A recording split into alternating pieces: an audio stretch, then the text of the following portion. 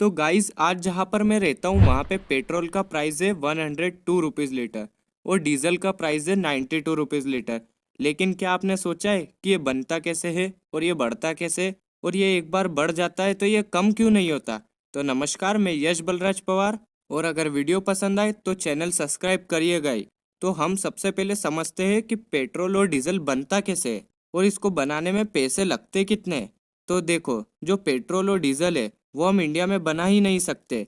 हमको crude oil है वो खरीदना पड़ेगा इसको बनाने के लिए, और ये जो क्रूड ऑयल है वो हम बाहर की कंट्री से इंपोर्ट करते हैं, और 80% के आसपास हम क्रूड ऑयल बाहर से मंगाते हैं इंडिया में। और ये जो क्रूड ऑयल है वो बैरल में आता है, और अब एक बैरल के अंदर होता है 159 लीटर क्रूड ऑयल, और एक बैरल की कीमत इंटरनेशनल मार्केट में चल रही है $68.32।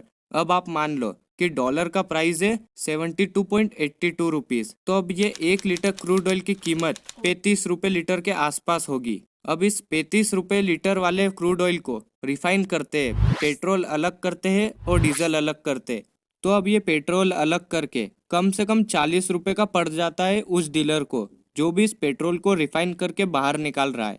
मतलब 40 रुपये का पेट्रोल आपके पास आते आते 100 से 102 रुपये लीटर का हो जाता है। तो ये सब क्यों होता है? क्योंकि इसके ऊपर लगते हैं टैक्सेस। तो सबसे पहला टैक्स लगाती है हमारी सेंट्रल गवर्नमेंट, जिसका नाम है एक्साइज ड्यूटी, जो कि 20 से 25 रुपए का हर लीटर पे, जितने लीटर आप डलवाओगे उतने लीटर पे 20 से 25 रुपए का टैक्स लगाती है। अब आपका पेट्रोल है उसका प्राइस बढ़ गया। अब इसके बाद जो डीलर जिससे आप पेट्रोल लेते हो, जैसे कि भारत पेट्रोलियम है, हिंदुस्तान पेट्रोलियम है, जो भी डीलर है वहाँ पर उस डीलर की जो मार्जिन कॉस्ट है 5 से 6 रुपये है। तो यहाँ पे 5 से 6 रुपये वो डीलर का मार्जिन हो गया। तो पहले सेंट्रल गवर्नमेंट का टैक्स, उसके बाद डीलर का मार्जिन।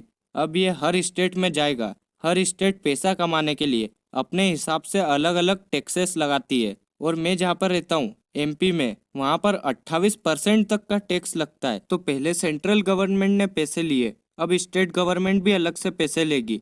तो घुमा फिरा के जो 40 रुपये का पेट्रोल है वो बन जाता है 100 रुपये लीटर का। तो अब आप बोलोगे कि टैक्स देना तो अच्छी बात होती है, सरकार टैक्स के पैसे से रोड बनाएगी, अच्छे काम करेगी, लेकिन यहाँ पे ये चीज़ शायद आपको नहीं पता है कि जो क्रूड ऑयल है वो 2012 से 2013 में $118 पर बैरल का पड़ता था, और अभी जो है $68 के आसपास है पर बैरल।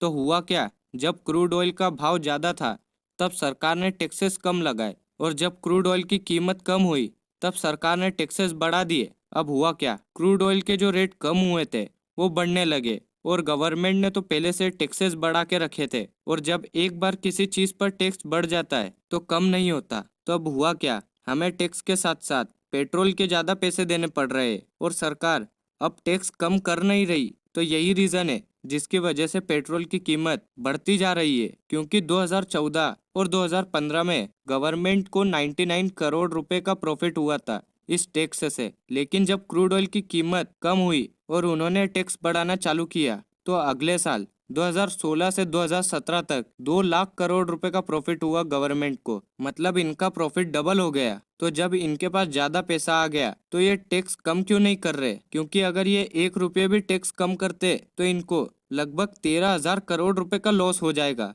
अब यहाँ पर हमारी सरकार फंस गई। तो आप समझ ही गए होंगे कि सरकार पेट्रोल के भाव क्यों कम नहीं कर रही। तो उनको 13,000 करोड़ रुपए का लॉस होएगा। तो यही रीज़न था जिसकी वजह से पेट्रोल के भाव कम नहीं हो रहे। तो अगर वीडियो पसंद आई हो तो चैनल को तो सब्सक्राइब करिएगा ही, और वीडियो को लाइक करना मत भूलिएगा। और आगे किस टॉपिक पे वीडियो चाहिए कमेंट बॉक्स में ज़रूर लिखे। मिलते हैं नेक्स्ट वीडियो में। धन्यवाद।